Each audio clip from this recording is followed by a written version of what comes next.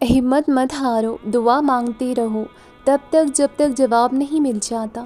جب وہ تمہیں صبر کی انتہا کو لے آتا ہے تو یقین رکھو کہ آزمائش اب ختم ہونے والی ہے، اور پھر ہر اس چیز سے نواز دیا جائے گا جس کے لیے تم راتوں کو اٹھ اٹھ کر تہجد میں اس کے سامنے جھولی پھیلایا کرتے تھے۔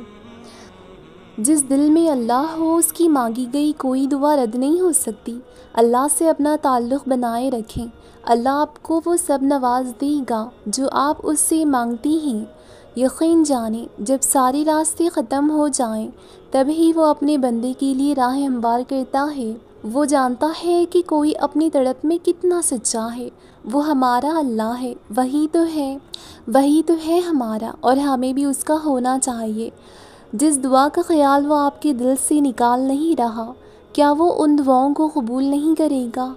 ایسا ہی ہوتا ہے جب یقین جیت جاتا ہے اور انسان کو اپنی ساری تکلیفیں ڈراتیں بھول جاتی ہیں، کیونکہ خوشی کے اجالے ہر طرف چھا جاتی ہیں۔ تہجد کے وقت مانگی گئی دعائیں کبھی رد نہیں ہوتی۔ تہجد تک تمہارا پہنچنا بے وجہ تو نہیں ہے، آخر کچھ تو ہے جو ممکن ہونے والا ہے۔ تمہاری دعاؤں کی قبولیت کی نشانی اس سے بڑھ کر اور کیا ہو سکتی ہے کہ وہ تمہیں تہجد کے وقت اپنے روبرو کھڑا کرتا ہے کہ مانگ مجھ سے میرے بندے کہ میں تجھے عطا کروں۔ جو اللہ اور تمہارے درمیان ہوتی ہیں تمہاری دعائیں سن لی گئی ہیں، مگر یہ وقت آزمائش ہے کہ انتظار کتنا کرتے ہو۔ تمہارا سکون بس یہ بات خود کو سمجھا لینے میں ہے کہ جو ہوا اللہ کی رضا سے ہوا، اور جو بھی ہوگا اللہ کی رضا سے ہوگا۔ تو اگر دل کو حقیقت پر منانا مشکل ہو گیا ہے تو اس کو منا لو جو حقیقت کو بدل سکتا ہے، اور اس کو منانے کی ایک ہی تدبیر ہے دعا، صبر، یقین اور انتظار۔ ہر چیز کو کسی نہ کسی مقصد کے تحت تم سے وابستہ یا پھر دور کیا جاتا ہے، اور وہ تم نہیں جان سکتے۔ بس تمہیں اتنا یقین رکھنا ہے کہ وہ مقصد خدا ہے، اور جو وہ جانتا ہے وہ تم کبھی نہیں جان سکتے۔ بس مطمئن رہو کہ جس کے ہاتھ میں تمہارا نصیب ہے وہ معجزوں کا بادشاہ ہے، اور اس سے بہترین کوئی مصنف نہیں۔ وہ کہانی کا ہر فرق جب چاہے جہاں چاہے موڑ سکتا ہے، وہ نصیب کا ہر لفظ بدل سکتا ہے، اور زندگی کا ہر پہلو تمہاری چاہت کے مطابق بنا سکتا ہے۔ تم اس کی مان لو، وہ تمہاری مان جائے گا۔ اللہ جب چاہے گا سب بدل جائے گا۔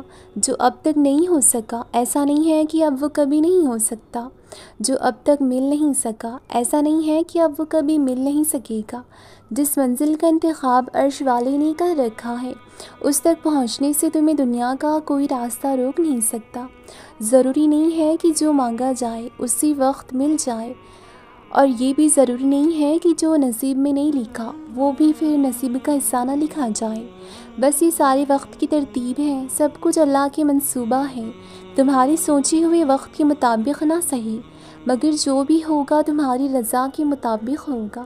اگر سب کچھ فوراً ملنے لگے اور ہو بہو ویسا ہی ملنے لگے جیسا تم چاہتے ہو، تو تمہیں کیسے پتہ چلے گا کہ جو چیز اللہ سے مانگ کر اللہ کو منا کر ملے اس چیز کا مزہ بن مانگے مل جانے جیسا نہیں ہوتا؟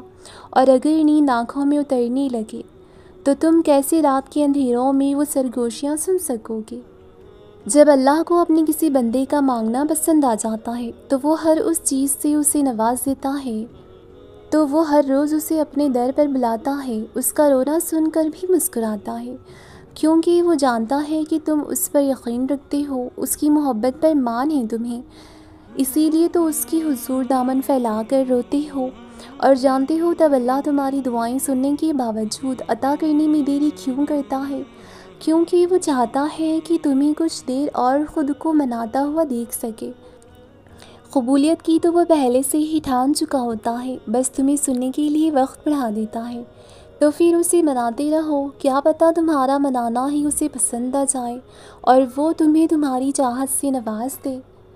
جب تم اللہ پر توکل کرتے ہوئے اپنا معاملہ اس کے حوالے کر دیتے ہو تو اللہ بھی تمام جہانوں کی طاقتوں کو اکٹھا کر کے تمہیں دکھاتا ہے کہ تمہارا صرف یہ کہہ دینا اور دل سے یقین کر لینا کہ اللہ کافی ہے، اللہ کافی ہے میرے کاموں کو سنوارنے والا۔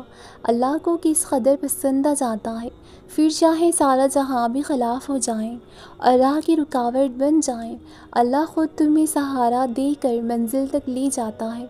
تمہارا اللہ کی ذات پر توکل ہی تو ہے جو تمہارے لیے اندھیروں میں روشنی کی کرن بن جائے گا۔ جس طرح حضرت یونس علیہ السلام کے لیے مچھلی کے پیٹ میں اللہ کی مدد کا سہارا بنا تھا، اور حضرت ابراہیم علیہ السلام کے لیے دہتی آگ سے چھٹکارا بنا تھا۔ چاہے کچھ ہو جائے، بس اللہ پر توکل کو کبھی کمزور پڑنے نہیں دینا، اور وہ بھی ملے گا جہاں تمہارا گمان بھی نہیں پہنچ سکا۔ دعاؤں کی قبولیت میں صرف اچھی گمان رکھا کرو اور ہر قسم کے وسوسوں سے خود کو آزاد کر دو۔ جب تک اللہ کا فیصلہ نہیں آتا تب تک تم بھی مانگنے سے پیچھے نہ ہٹو۔ کیا پتہ تمہارا رونا گر گرانا اللہ کو راضی کر رہا ہو اور وہ بھی وہی چاہتا ہو جو تم چاہتے ہو۔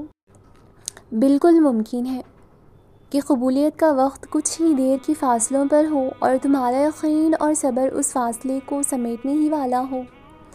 تو پھر چھوڑ دو ناممکن کے قصے اور صرف لفظ سے ممکن کو ذہن نشین کر لو، کیونکہ اللہ کے لیے سب کچھ ممکن ہے، اور وہ ممکن اگر وہ ممکن کرنا چاہے اور اس کی چاہت کس طرح حاصل کرنی ہے یہ تم بخوبی جانتے ہو۔ دعائیں مانگنے کے بعد بہترین نتیجے کا یقین رکھا کریں، کیونکہ اللہ آپ کو آپ سے بہتر جانتا ہے۔ آپ کی ضروریات آپ سے پہلے اسے معلوم ہوتی ہیں، آپ کی تکلیف سے وہ آپ سے پہلے سے آگاہ ہوتا ہے۔ تو پھر کیسے ممکن ہے کہ وہ آپ کو وہ نہ دے جس میں آپ کا سکون چھپا ہو؟ اس نے تمام منصوبے بنائے ہوئے ہیں۔ آپ ابھی جن حالات میں ہیں وہ بھی اس کے منصوبے کا حصہ ہے۔